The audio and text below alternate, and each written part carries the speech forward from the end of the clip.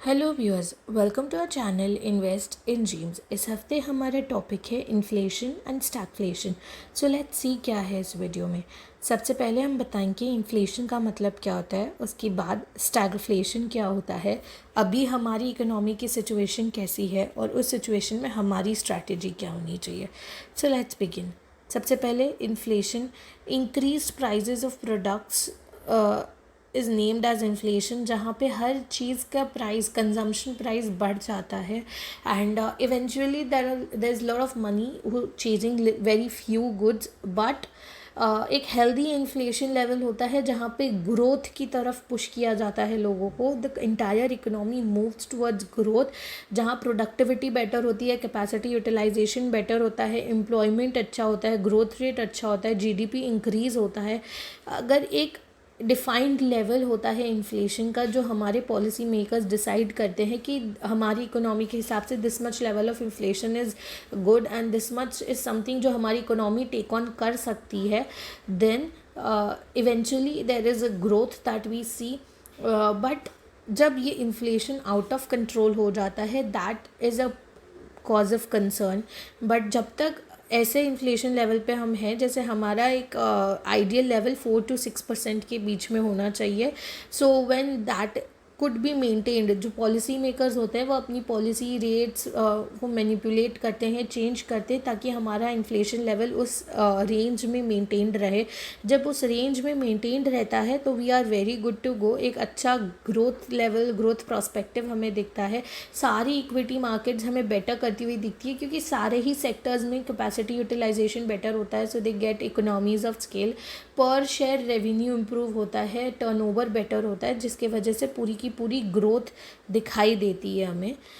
बहुत ही इम्पेरेटिव होता है एक हेल्दी इन्फ्लेशन रेट किसी भी इकोनॉमी के ग्रोथ के लिए।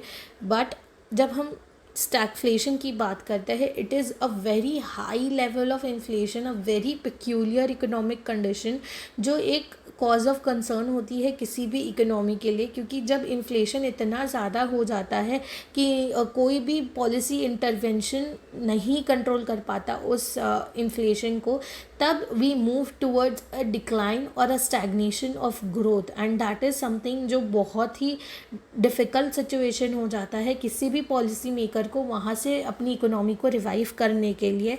एक बहुत ही स्टैगफ्लेशन का मतलब होता है एक बहुत ही हाई लेवल ऑफ इन्फ्लेशन, जिसकी वजह से ग्रोथ रेट कम होती है, अनएम्प्लॉयमेंट बढ़ती है और आउटपुट का जो गैप है वो बहुत ज़्यादा हो जाता है। इतना ज़्यादा cost of making, cost of manufacturing बढ़ जाता है कि एंड प्रोडक्ट, एंड इंडिविजुअल तक पहुँचते पहुँचते इट बिकम्स वेरी डिफ़िकल्ट कि उसे अफोर्ड किया जा सके। सो इवेंचुअली जो ग्रोथ, जो वैल्यू ऑफ मनी होता है वो बहुत ज़्यादा डिटोरिएट हो जाता है। People get deprive of their basic needs. So and में हमें दिखता है कि अनएम्प्लॉयमेंट बढ़ रही है, दूसरे जो सारे इकोनॉमिक प्रॉब्लम्स होते हैं जैसे डी ग्रोथ होना या कैपेसिटी का कम यूटिलाइजेशन होना, कॉस्ट ऑफ मैन्युफैक्चरिंग बढ़ना, ये सब बढ़ जाता है। Cost to the consumer increases and per share revenue decreases. So इस सिचुएशन में हमारा क्या होना चाहिए, हमारी अभी क्या सिचुएशन है, सारा all the world economies are facing this concern and issue कि कहीं ये high inflation, hyper inflation stagflation में कन्वर्ट ना हो जाए, which makes it very difficult for them to revive. So अगर वो सिचुएशन आती है या उस तरफ हम मूव कर रहे हैं हाई इन्फ्लेशन की तरफ, तो हमारी स्ट्रैटेजी क्या होनी चाहिए।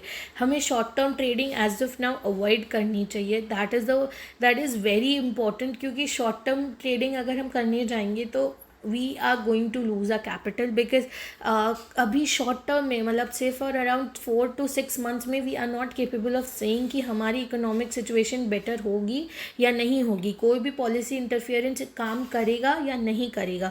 And this is important because it's not कि सिर्फ हमारी कंट्री या हमारी इकोनॉमी इस प्रॉब्लम से गो थ्रू करी है, it is like all the economies are facing this same problem. तो अगर एक भी इकोनॉमी इसमें ट्रैप हो जाती है, then the entire world faces the problem. दूसरा, डिफरेंट एंड सेफर एवेन्यूज़ में इन्वेस्ट करना चाहिए, not only in the equities. In fact we should try and keep the equity investment as low as possible as of now, so that safer revenues में अगर हम करते हैं तो हमें पता चलेगा हमारा इनकम रेगुलर रहेगा, हमारा ग्रोथ भी भले ही कम बट सेफ रहेगा.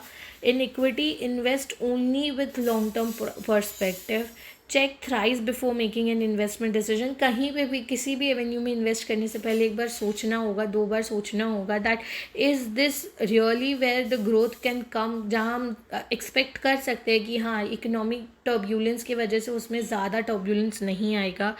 Higher returns, don't hop for the higher returns, don't go और डोंट रन बिहाइंड कि मल्टी बैगर स्टॉक चाहिए या मल्टी बैगर स्कीम्स चाहिए. That is all just a havoc जो क्रिएट होगा and you will get trapped in that. Try and keep your capital safe. This is very important कि अभी capital erosion अगर होगा then that is something जो आप revive नहीं कर पाओगे, रिकवर नहीं कर पाओगे. So try and do things और इन्वेस्ट इन प्लेसेस जहाँ पे आपका मनी, आपका कैपिटल, प्रिंसिपल सेफ रहे, रिटर्न्स कम या ज़्यादा that you can choose. And try and avoid risk taking as of now. जितना ही आप रिस्क टेकिंग आपका एपेटाइट हो but as of now avoid that. Avoid taking debt and debt oriented companies. मतलब अगर आप कहीं पे भी पार्टिसिपेट कर रहे हो इक्विटी मार्केट में भी, don't go for the companies जो अपने आप को एक डेट ट्रैप पे फंसाती है या जिसका पूरा बैलेंस शीट में आपको अच्छा लेवल ऑफ डेट दिखता है, चाहे जितना ही कवरेज रेशियोज अच्छे हो. बट अभी in these times any debt taking company is a ticking bomb for anybody. So be very aware of that. खुद भी do not take debt and invest somewhere. Don't think कि हाँ अभी ये एक अपॉर्चुनिटी अच्छा दिख रहा है, लेट्स, भले ही we have to take a debt but this will pay off. There is nothing with certainty in this situation जो आप बोल सको कि yes this is going to take off. So that's it for this video. ये कुछ services हैं जो हम इन्वेस्ट इन ड्रीम में प्रोवाइड करते हैं. आप हमसे कनेक्ट कर सकते हैं through WhatsApp, Facebook and Instagram. Link सारी डिस्क्रिप्शन में है. If you like the video please like, share and subscribe to us.